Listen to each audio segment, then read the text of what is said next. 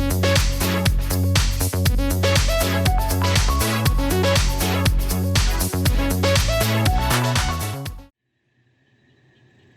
there, welcome back everyone. We're sitting out here next to the Essentials Factory, and one thing that was occurring to me while I was planning out the next factory is that I'm going to need some more power shards, almost certainly. Not exactly sure how many, but more than I have now. And I was thinking that one way to make better use of the slugs that we have that I haven't turned into power shards yet, which is quite a lot, is to use Sommer's loops to try to duplicate the output from them. This is something I've seen mentioned online, at least I think, is that, because you are can use these to duplicate output, you get a lot more use out of the slugs that you can find in the world. So I was gonna give that a try. I figure I'll feed in. Let's take like half of our blues and get some more power shards.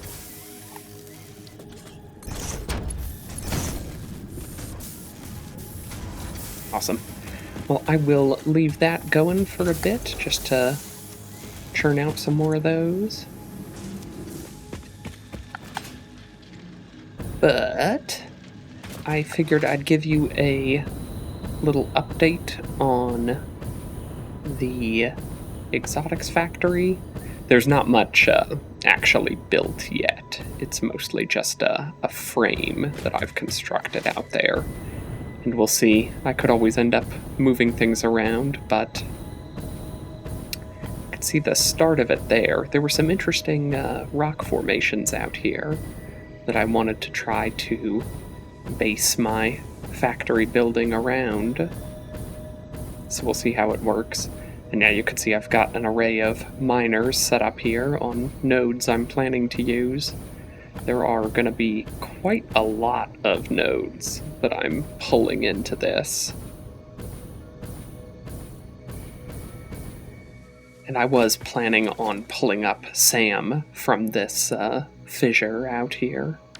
So we'll see how that works, because I could always pull it from under the arch too, but I think from over there feels a little cleaner.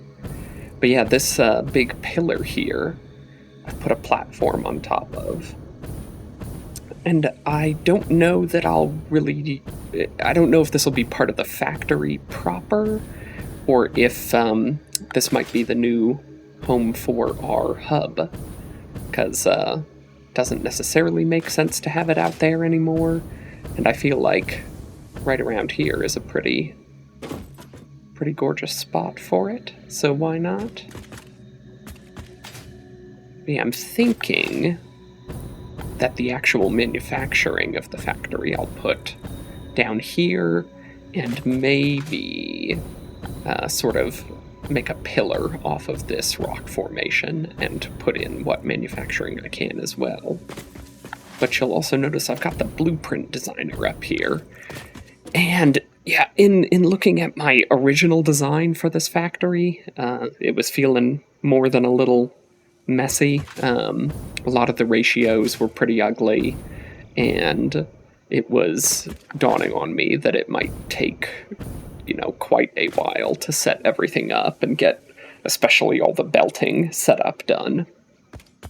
So I wanted to experiment with using blueprints to try to simplify this process. And my idea for this is basically to have blueprints that are specifically focused on producing some resource, like heavy modular frames is probably a prime example, and that's what I was thinking about with this setup, though it's nowhere near complete. Just me looking at recipes. But the goal would be to create these self-contained little resource resource modifiers, take in some specific subset of resources and output some much more complex thing like heavy modular frames. And my hope is that this will, if I can design these to say, for example, okay, this blueprint will take in this rate of concrete and iron pipe, is what I'm thinking for this one, and output this rate of heavy modular frames. I'm hoping then it'll make planning out the whole factory a lot simpler, because instead of thinking in terms of okay, what total production of encased industrial beams do I need, and how much of that flows over here and how much of that flows over here, I could instead focus on okay, I just need to worry about pipe and concrete, and just feed that in here, and it'll translate it to encased industrial beams internally, but I don't need to worry about that in the total design of the factory. I'm hoping that another benefit of starting on an approach like this is that someday I'm imagining, probably when I have a robust train network, which hopefully isn't too far out, but we'll see. But someday I'm imagining that instead of building factories like we have been with the Essentials factory, where I say, okay, it's going to build these 8 things or something like that, I would instead have a factory that's focused entirely on something like heavy modular frames, or modular frames even. And I'm hoping that having blueprints like this would simplify that process, where I can just stamp down 10 copies of my heavy modular frames blueprint and then say, okay, I'll just ship in concrete and steel pipe, for example, to that factory and get this guaranteed output of heavy modular frames. And it would be really simple to stamp down something like that, and then just route a train to it that can carry in the input resources and carry out the output resources, and not care so much about exactly where those resources are coming from. At least that's my idea for trying to make things simpler in the later game. It's never something I've done before, but that is the goal. Anyhow, I figured I'd show you what I was thinking about with this. So, for heavy modular frames, you may recall me mentioning that I really wanted to use this recipe because it's more efficient in terms of using modular frames, which are relatively complex. However, the ratios on this are kind of crazy, like 9.375 encased industrial beams per minute, and output of 2.812 heavy modular frames, input of 20.625 concrete. You get the idea. But I was messing with that recipe and underclocking, and I was noticing that if I take that heavy encased frame recipe and I underclock it to 2 per minute production instead of this 2.813, a lot of these weird ratios get not perfect. They're not whole numbers, but they're a lot cleaner. So, for instance, modular frames is 5 1/3. Encased industrial beams gets rid of this funky remainder and it turns into 6 2/3. And then 14 2/3 concrete, which is a really interesting effect. Surely that's by design, that, targeting a number like 2 gets you these cleaner ratios on it. And then, targeting something like 2.5, again, you end up with either whole numbers or some ratio of 3, so like 6 2/3.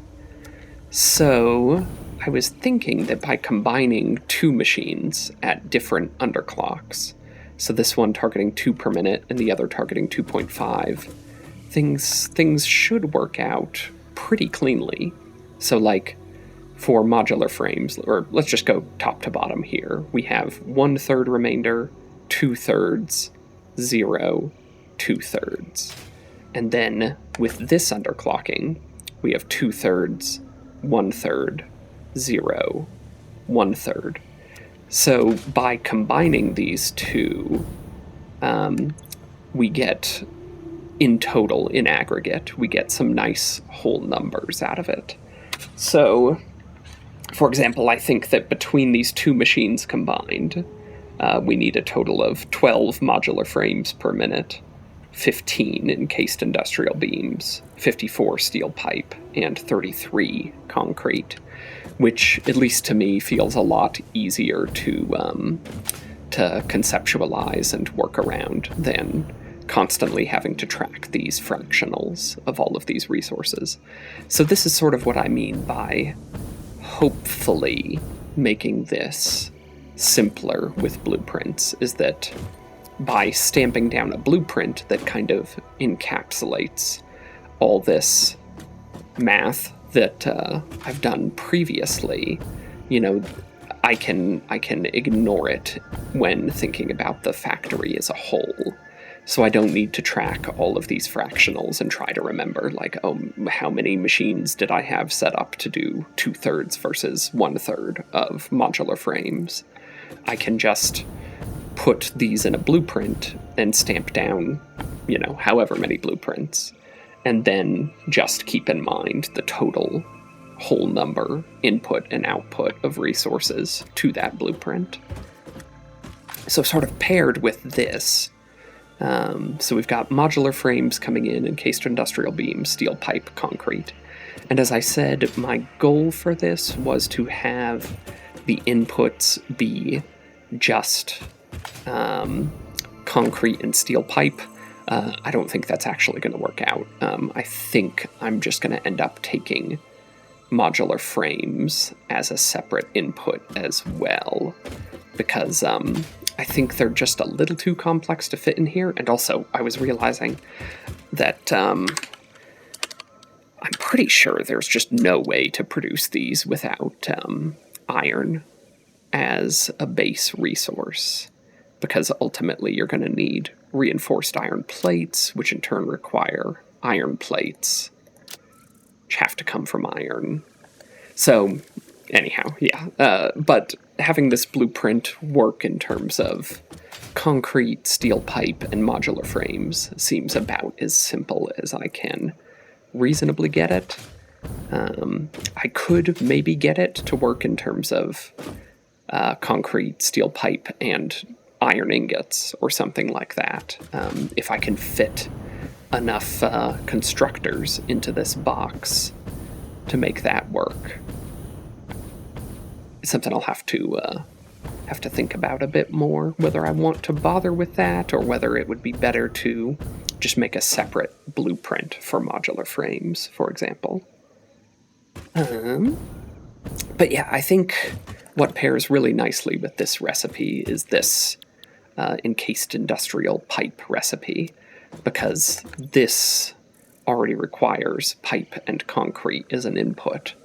So by taking an encased industrial beam recipe that also only requires pipe and concrete, I can sort of eliminate a separate resource. So I turn this from 4 resources being input to just 3 resources being input, because I'll make the encased beams within the blueprint itself. So yeah, I think that with this recipe, because I think the total encased industrial beams we need is 15, so I was thinking it would be simple, just to keep things as simple as possible, it would be nice to underclock this to 3 per minute as the target output rate, and then just build 5 of them to give us a nice clean 15 per minute encased industrial beams. So that's sort of my thinking. So yeah, I think if I did the math correctly on this, and assuming I can fit everything into the blueprint, the input to this would be 12 modular frames, 144 steel pipe, and 108 concrete per minute. And it would output a total of 4.5 heavy modular frames. So yeah, not a whole number on the output, but, as close as I could reasonably get, at least I think. So yeah, it's something I'm still playing with a bit, but that's the plan. And currently my thinking is to make a heavy modular frame blueprint in this big Mark II blueprint designer, and maybe also to make a modular frame blueprint, and then sort of replan the factory around that. I do think I'll still be importing some modular frames from the Essentials factory over there, but the more that I can make locally, the less likely I am to run out of output on that factory. I figure so long as the ratios work out well enough, I'll make locally what modular frames I can, and then just pull in the remainder via truck. And luckily, the way we've set up that factory, it doesn't really matter how much we pull from it, or if the remainder of modular frames is some funky ratio or non-whole number or whatever. It shouldn't really matter to that factory because all excess production is just going to the awesome sink. So ultimately, anything that isn't being pulled from the truck depots will be backed up and redirected to the awesome sink instead. So it shouldn't cause any efficiency problems over there.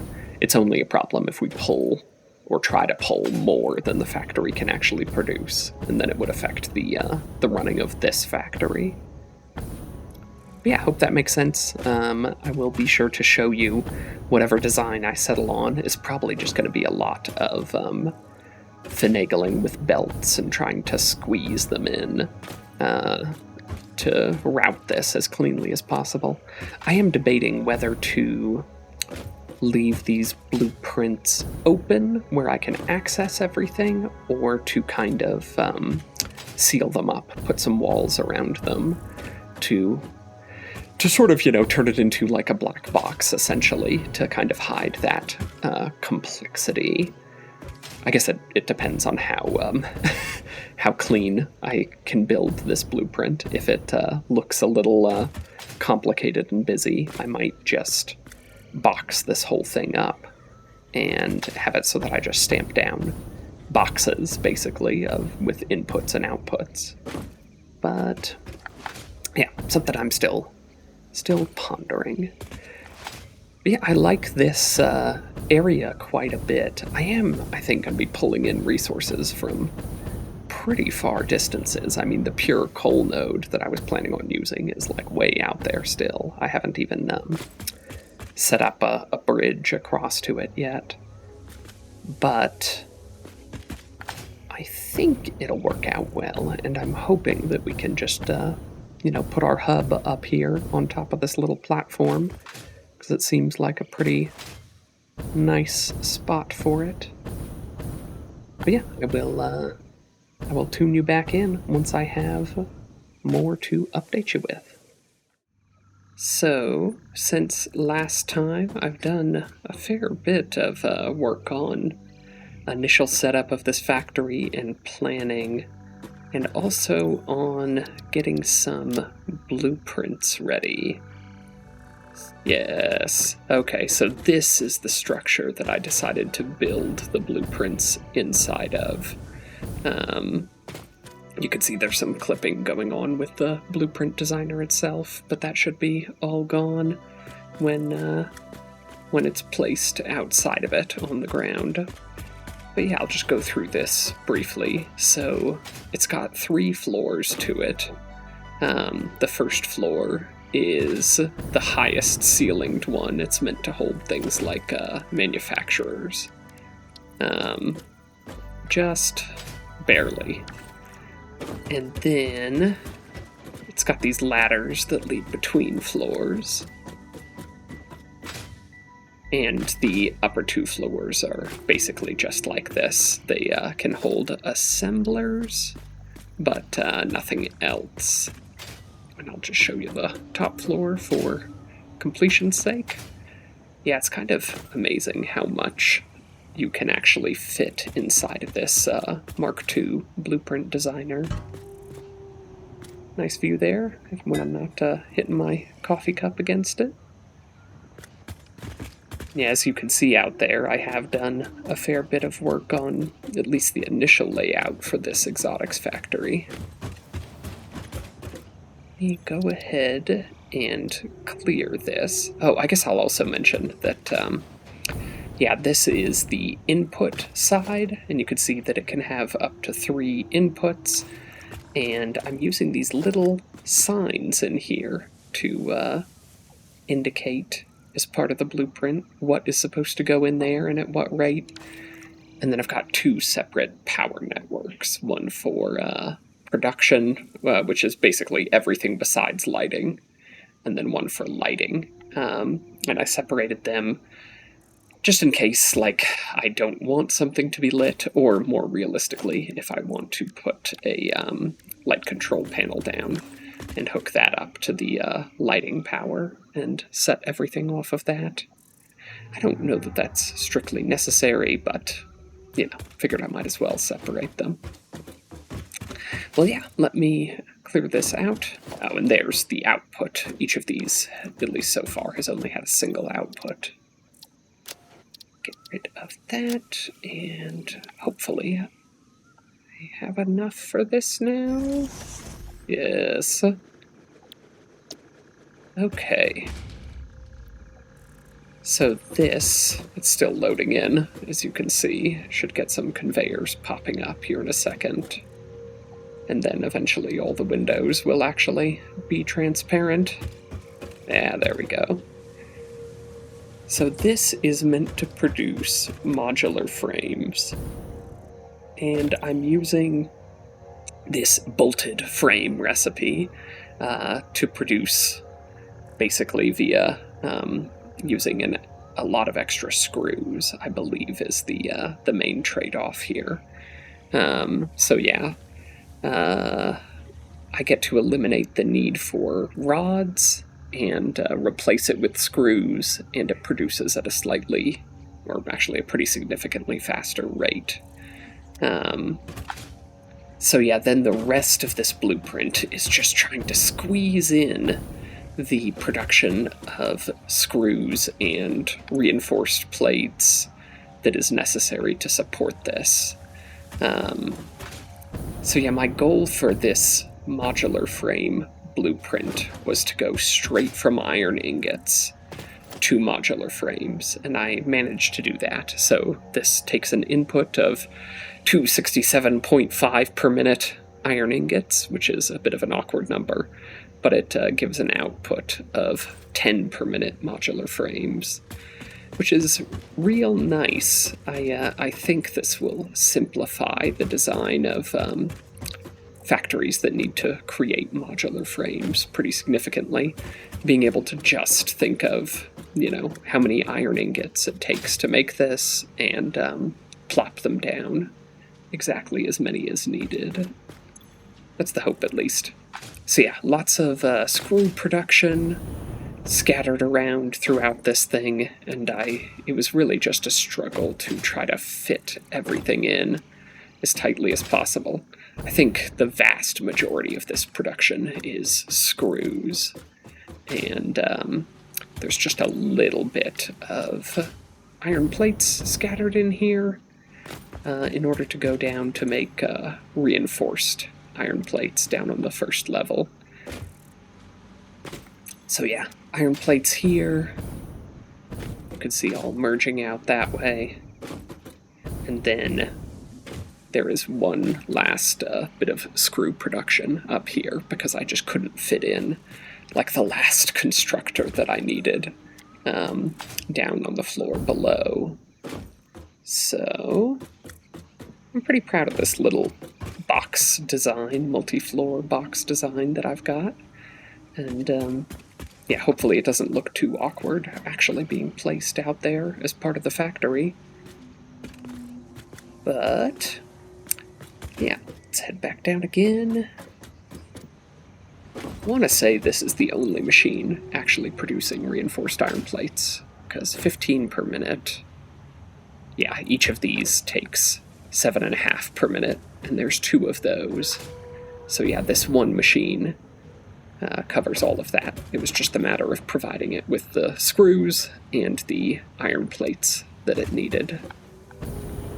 Yeah, the belting for this got a little complex, as I'm sure you can tell, and I'm a little worried that they'll turn out to be some sort of rate limitation, or something that's not hooked up properly. But we'll see. Alright, let's clear that out.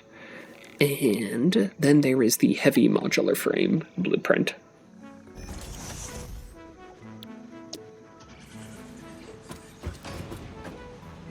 There's everything coming in, conveyors getting placed. Excellent. So yeah, as you can see, the heavy modular frame blueprint actually has to use manufacturers. And as I mentioned in the last session, I decided to use this encased frame alternate recipe and to underclock each of them a little bit to sort of make the numbers a little bit easier to work with. So yeah, I guess let's look at the front here. So you can see the inputs to this are modular frames, as I mentioned, 12 per minute, and then concrete and steel pipe. So yeah, each of those comes in on a separate belt and goes through a separate track inside. So just looking at this briefly, that middle one is modular frames, and it just goes and gets split directly into the manufacturers for our final heavy modular frames. So nice and easy there. Then each of these side ones gets split, and some of it goes up to the top, and some of it actually gets belted directly into the manufacturers as well. Because if we look at this recipe here, it needs steel pipe and concrete directly. So yeah, I think this set of alternate recipes that I ended up using seems to fit together pretty nicely. So yeah, that is that. And yeah, a lot of complexity hidden away inside both of those designs. But it's certainly my hope that by encapsulating all of that, I'll be able to simplify my factory designs overall. Speaking of, I have done a fair bit of work laying out the start of this exotics factory, as I'm calling it. So let me try to take you through this. So let's see, what would be the best place to start? Maybe let's just start over here. I think that over here, the goal of this section is to produce steel beams, steel pipe, at least some amount of it, and concrete. The concrete production is all over here in this little side building. So for the concrete production, I ended up building this bridge out here to go across to these nodes, these limestone nodes that are down here. I want to say that there's like a couple of normals and maybe an impure down there. Let me take a look at my diagram real quick. Oh no, perhaps that's actually three normal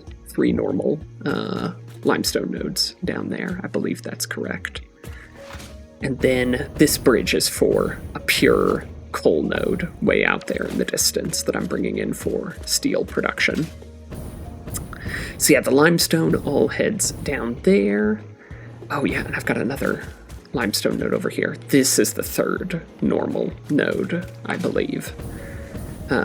So all of that is getting routed through these machines. So there's some coming in down there, getting split between all of these, and then continuing over to here.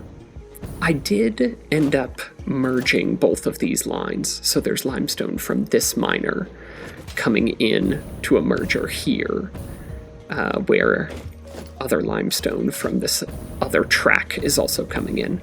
And I think that if I did my math correctly, that should be safe, as in, based on the rate of the belt here, and the fact that it is splitting a Mark 1 at 60 per minute into two outputs, one here, that they should at most be getting, like at absolute most, they should be getting 30 per minute each. And I want to say that there's at most going to be 15 per minute coming in over this line. I think that's correct.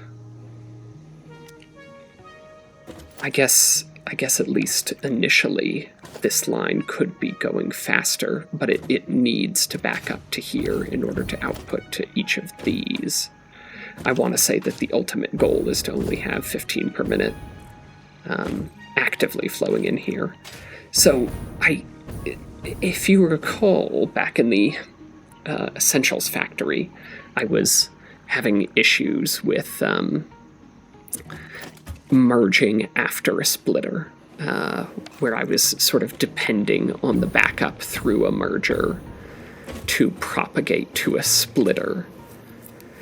I don't think that is going to be the case here, because this belt here should never be able to transfer more than 30 per minute limestone, which is the target we're looking for to make it out onto this belt and into this machine. It should be physically incapable of going faster than that. So I don't believe that we'll end up with a situation where a backup propagates unexpectedly and causes this to shut down, or causes the other miners way out there to shut down. But that remains to be seen.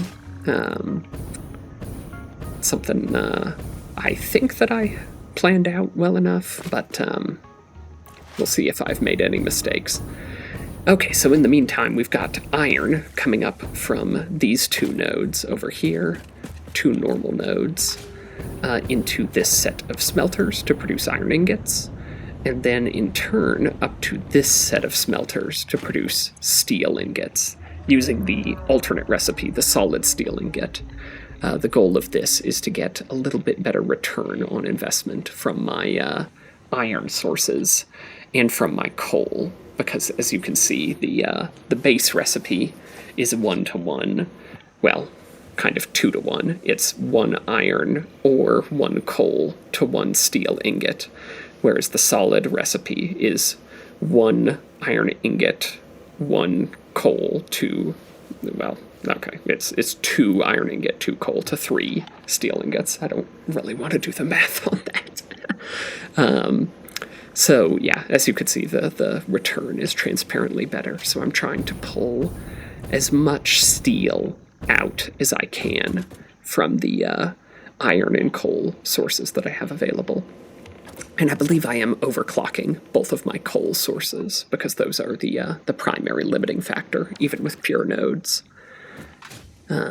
So the steel then in turn flows into some machines making steel beams, and some machines making steel pipe.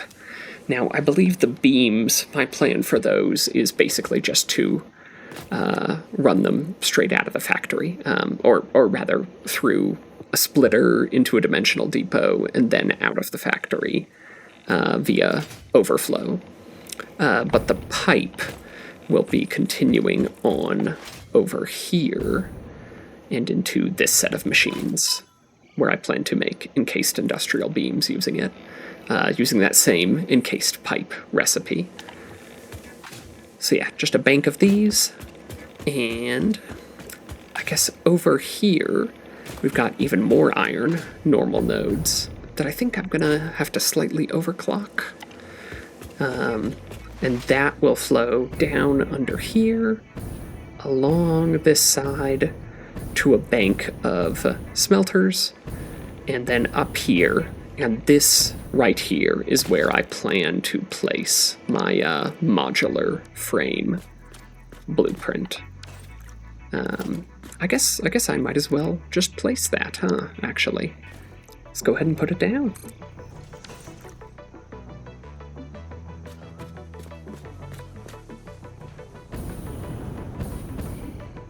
Yeah, as it's loading in, I think the last thing to load is the transparency on all of those windows.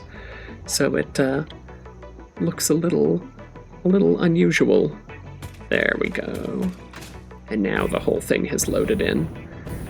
Yeah, I did think about making this like a literal black box and hiding all of the internals, but I really like the idea of being able to see into these and see some of the complexity that I managed to fit into these little cubes, or these rather big cubes, as the case may be. All right, so yeah, then the output from that will come down this little ramp here, and my plan is to produce heavy modular frames here.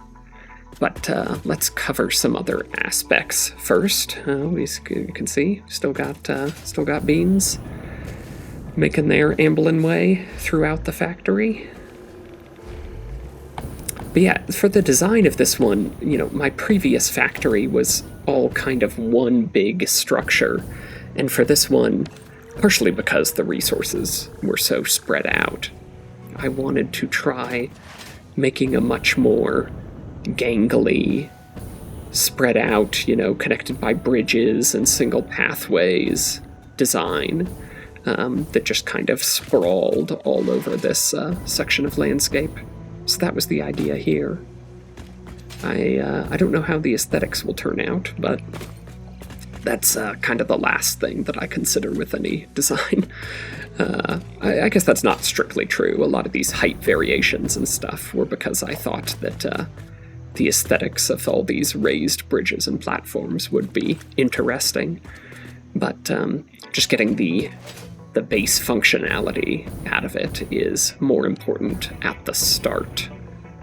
So yeah, over here we've got some more iron that's going to be produced here, and some coal that I'm going to steal down there. So this went over to our old Caterium and coal outpost over there, but that's not being used anymore, so I'm finally going to steal that coal node and bring it all the way up this rather elaborate bridge that I constructed here, and mix with some iron to produce steel. So here's the first round of smelters. Again, these are going to produce iron ingots, and then there's foundries that are going to produce the actual steel ingots using that solid steel recipe that I talked about earlier. Yeah, let's just continue that way. So then the output from that, I think, will go under this platform and then up this sort of winding path around this plateau, and then up here, and it's going to go solely, all of that steel is going to go solely into the production of steel pipe, because I'm just going to need a lot of it. The heavy modular frame blueprint, as I showed earlier, is making pretty extensive use of alternate recipes that involve steel pipe and concrete. So I need a lot of it for that, and I also needed some to come down here for use in making SAM fluctuators. So that's what this little section over here is, including this manufacturer. I should eventually have SAM coming up out of this hole in the ground that I've paved over, and getting turned into reanimated SAM, and then flowing into this manufacturer to produce SAM fluctuators. That's what this should be set to, yeah. And yeah, that needs a little bit of steel pipe, and it also needs wire. There is one copper node that I'm using over here, and I think I'll be using it... Ooh, I don't need to mind that. I think I'll be using it at a pretty significant underclock. I only needed a little bit of wire for this whole factory. Yeah, 20 point about 1, or 20 point about 21% production is what I meant to say. So very, very underutilized, but I just needed a little bit of wire specifically for this recipe, and it didn't seem worth it to pull that in via the truck network when I have unused copper nodes just sitting around here. So yeah, a little bit of a waste to use so little of that copper node, but at least at this point in the game, I'm sure I can find more copper nodes by ranging farther out of the grassy fields rather than worrying too much about fully utilizing every single node that I find. At least that's my thought process. So yeah, SAM fluctuators will flow out there, and that's going to be one of the exports from this factory. Oh, and then I've got a little bit of limestone here going into some concrete production.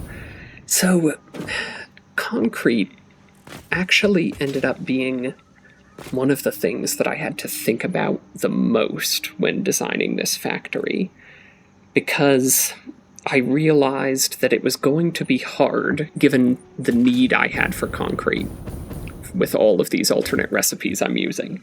It was going to be hard to actually have the resources available to produce all the concrete I needed on site. So I was going to have to import some.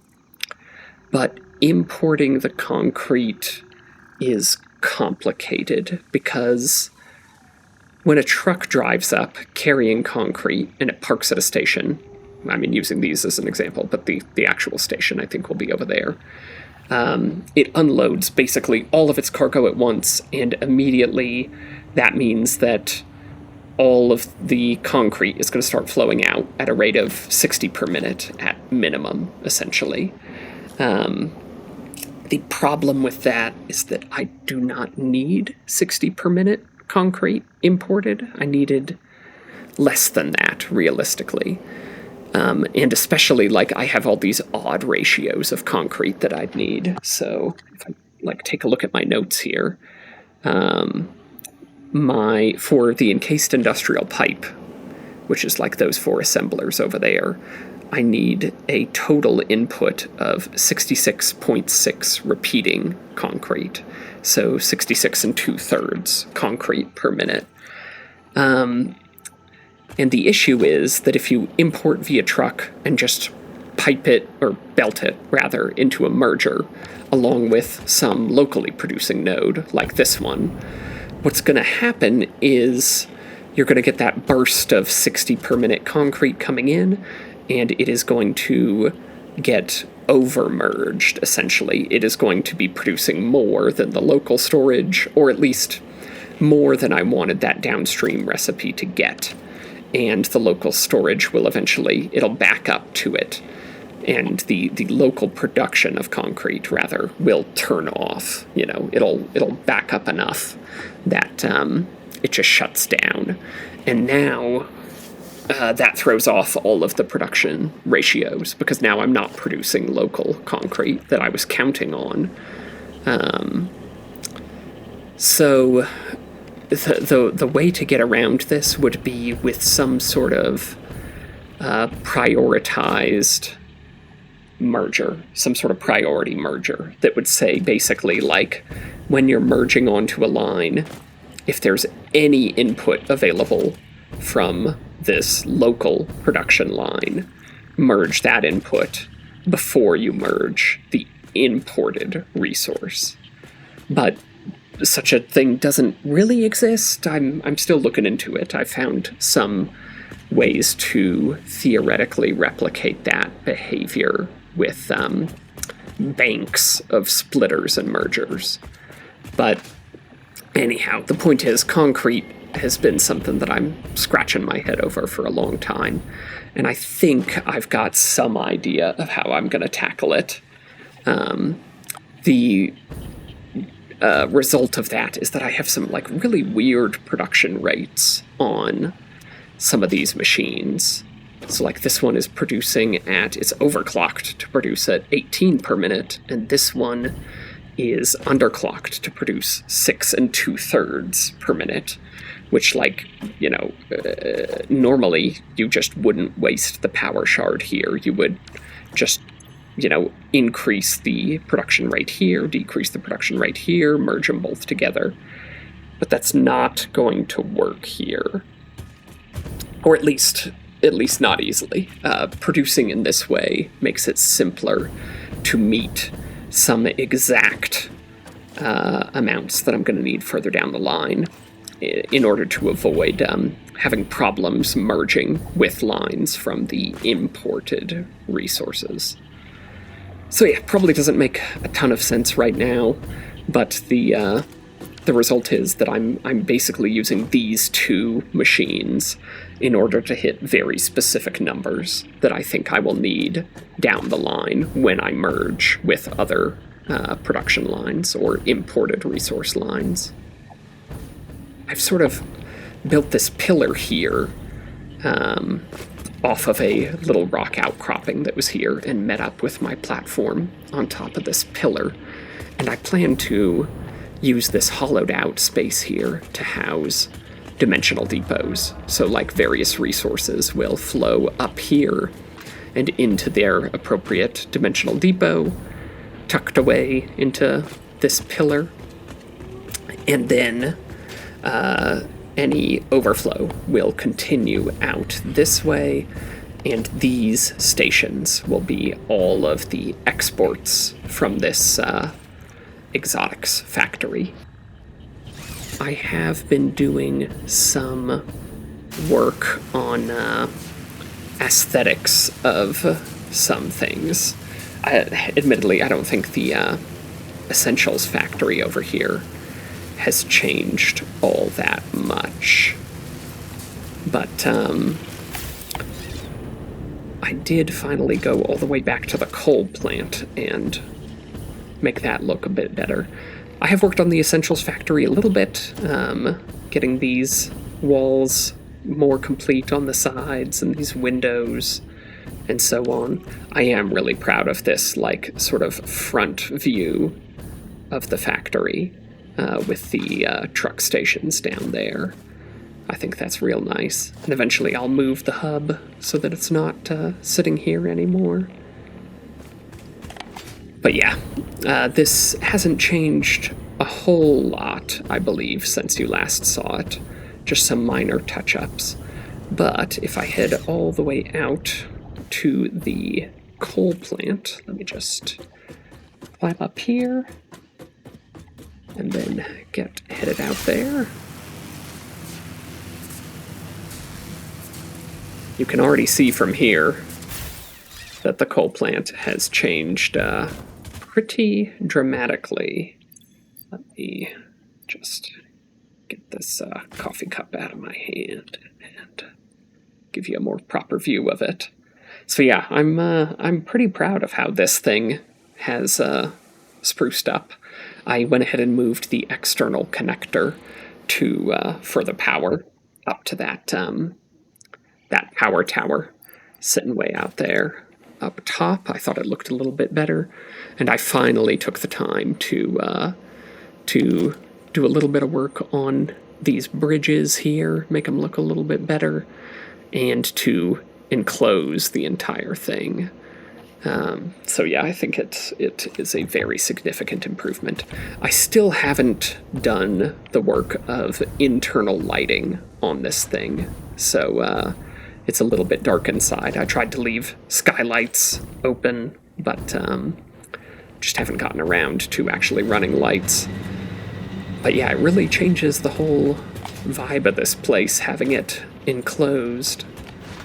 And I think it looks pretty darn good, and hopefully will look even better with some lighting in here.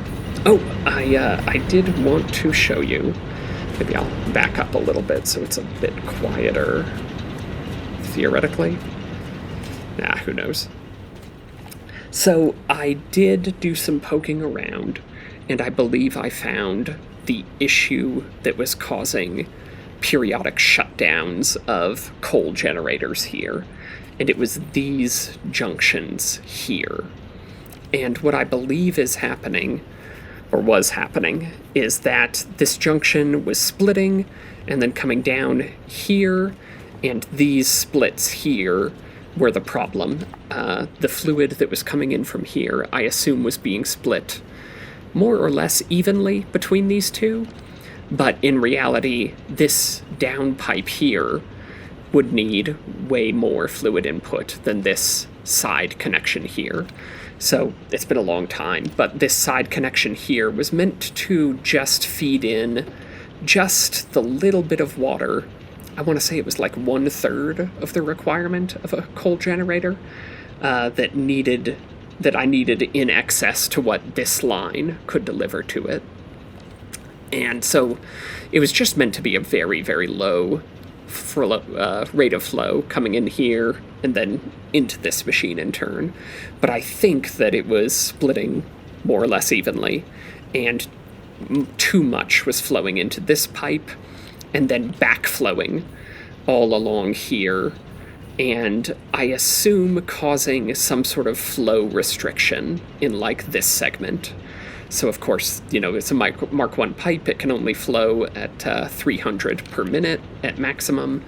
And I think that having some flow going backwards was exceeding that flow rate restriction. Because the behavior that I was seeing was that like the water extractor way down there in the center that split between each of these sides was shutting down periodically. And in turn, this coal generator was not getting enough water to sustain its operation. Oh, by the way, you might notice little perturbations in this line up here. That's some kind of graphical glitch I've been having. You can see it even more aggressively over here. I had it immediately after I updated some graphics card drivers. You can probably see it in various points around the screen. Still trying to figure that out. Hopefully it's just like some kind of shader cache or something that I can clean and have regenerate properly. Something like that. Anyhow, haven't figured it out yet. It's not game breaking. It's just a little frustrating. But yeah, I just wanted to point out that wasn't generator shutting down anymore. So anyhow, the way that I solved this, or hopefully solved this, was with valves. So I took valves and I put them both here and here, and I set them to be exactly the flow rate that I expected to need out of this pipe. You can see it's actually showing a little bit low right now. I'm not entirely sure what is going on there, but yeah, I need at most, or exactly really, 15 meters cubed going in there. So I just limited these side connections so that we wouldn't get too much flow going down here and in turn causing backups on those pipes. But yeah, I think the coal plant is running better and looking quite a bit better as well, even if I'm not completely done with it. It is looking a lot better than it used to, with floating walls all over the place. All right, well, anyhow, I think that's probably a good place to stop. I will pull you all back in once I have more to report in terms of actually building out that exotics factory, and hopefully have some resources being produced by that thing before long. That's going to be the end of today's episode. Thank you all for joining me, and I hope to see you in the next one.